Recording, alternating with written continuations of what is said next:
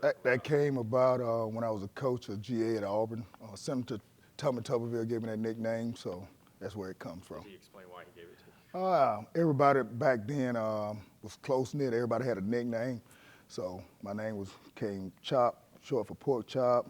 So there we go. How did you evaluate the start, the first 4 practices for your Leo group? A lot of energy. We still got a lot more improvement to go with the little things, hand placement, working vertical. But the kids are working hard, excited about the group, great attitudes.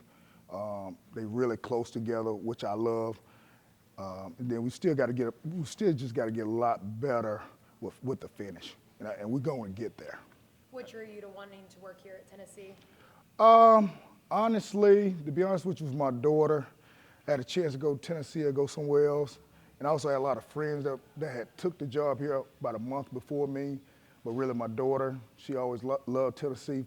And for whatever reason, I didn't know. She just wanted to go to school here. So she's a student here. So we love it here. The people have been great to me and my family. Coach Hyper was great to work for. Coach Banks, great to work for. So it's been awesome. You got promoted from analyst to outside linebacker.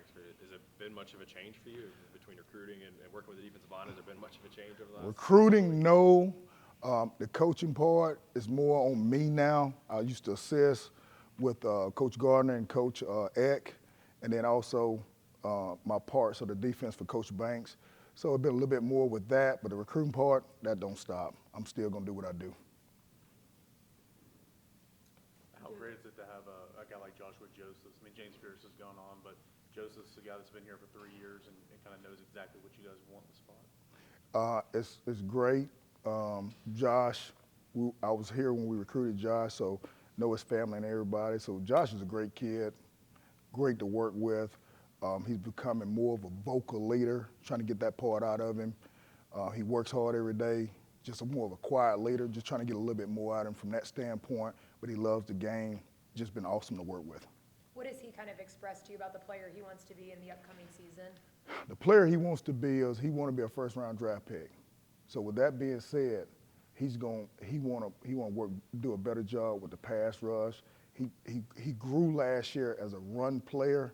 He want to continue on with that path, but get better at the pass rush, understanding sets, and get better with his hands and his eyes.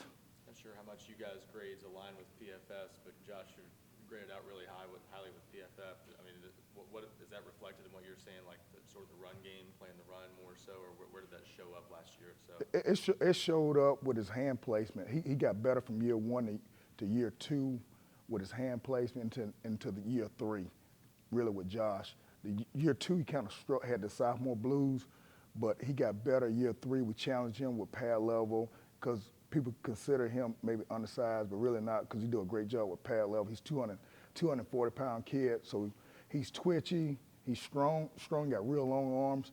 So he just progressed throughout the year and just got to progress on. So what's the next step? How do you turn those pressures into more sacks from a standpoint of a guy like him? A guy like him, he got to understand leverage of the quarterback. He got to understand pass sets of the offensive line. That's the key for him. He didn't do a good job, a good job he should have last year, and that's something, as me as a coach, I got to stress that and also work on that during my individual periods during practice. What's the next step for a guy like Caleb Herring, who's come in and put on a lot of weight since he was an early enrollee?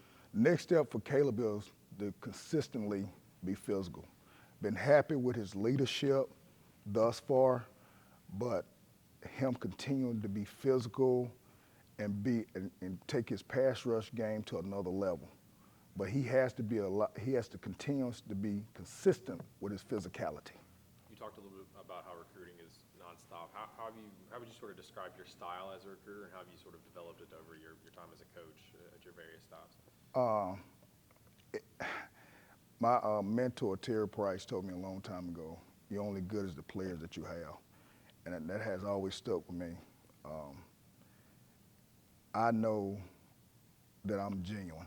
I am who I am. I'm not changing. Everybody that knows me, I can go from 0 to 100. But the thing about me is I'm genuine. If you good to me, I'm good to you, and that's the same way in recruiting. I don't deviate with that. I don't put on a a different mass when it comes to recruiting.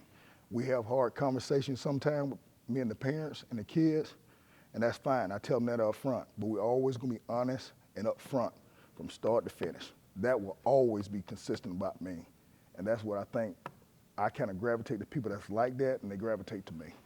What's sort of the next step this spring for Jordan Ross?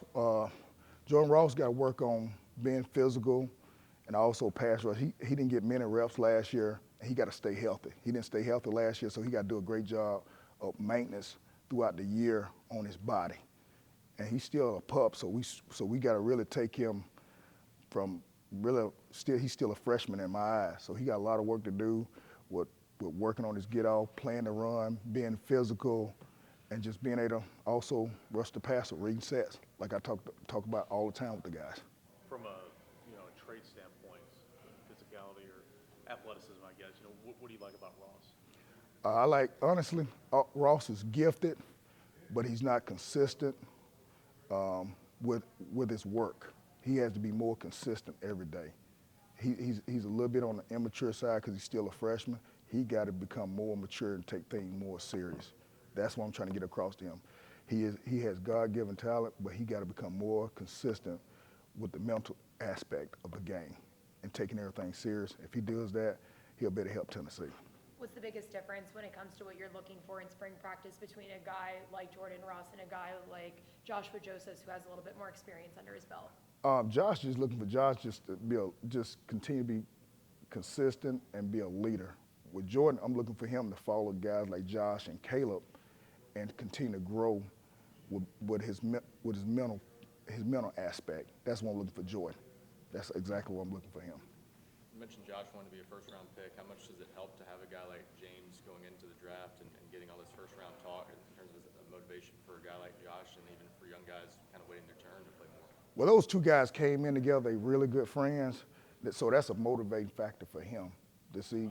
He's happy to see James have all the hoopla and the talk about being a first rounder, but also he's happy for him, but also he can see where he need to improve and also take his game a little bit to a different level than James. He has an extra year, so he should.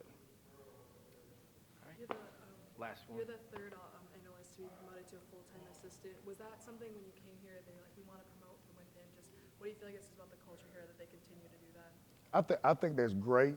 If the guys, I think all the guys before me have earned the spot to be promoted. It also helps with the culture aspect. If you work hard, you will get promoted. If you don't, you won't.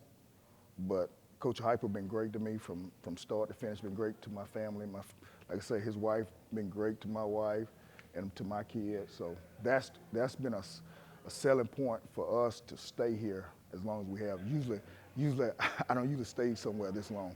So that's been great for my family. If it weren't for Coach Hyper, I still wouldn't be here going in year 5.